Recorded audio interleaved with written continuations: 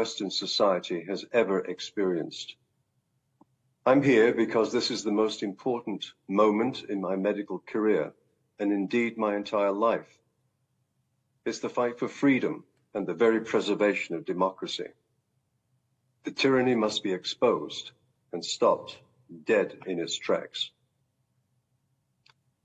As you have heard, I'm an old school, traditionally trained medical specialist who has been a soldier for organized medicine and public health for over 50 years.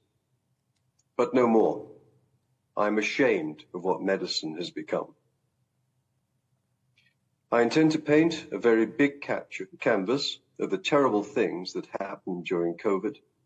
It was never about public health, but all about control. The Alberta truckers were the first to battle against the despots, not doctors, not the church, not the media, truckers. I was there with them on the hustings in Ottawa. Although they failed in their primary objective, they achieved two much bigger victories. They forced the hand of government to take extreme, unwarranted measures to suppress the democratic process using the Emergencies Act.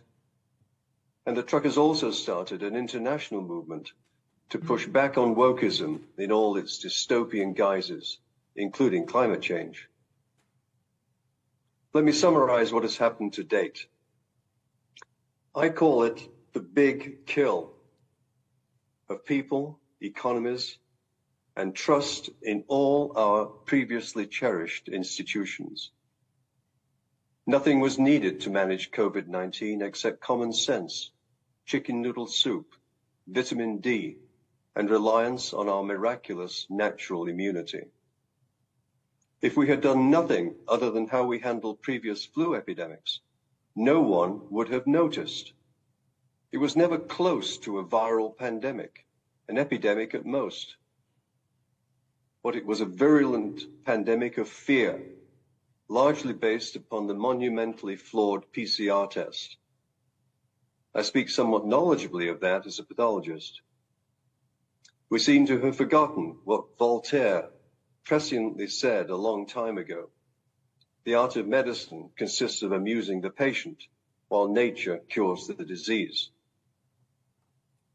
Everything we were forced to endure predictably failed, with the singular exception of the orchestrated campaign of lies and deceit, which succeeded brilliantly.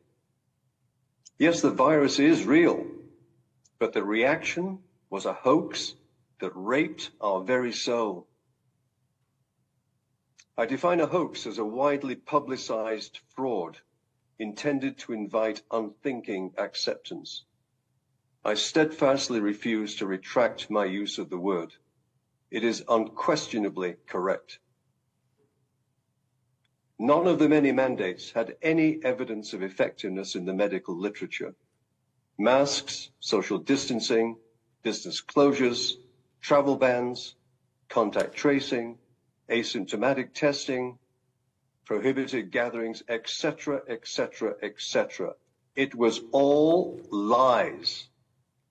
Nothing could work, nothing did work, and therefore nothing will work now, period.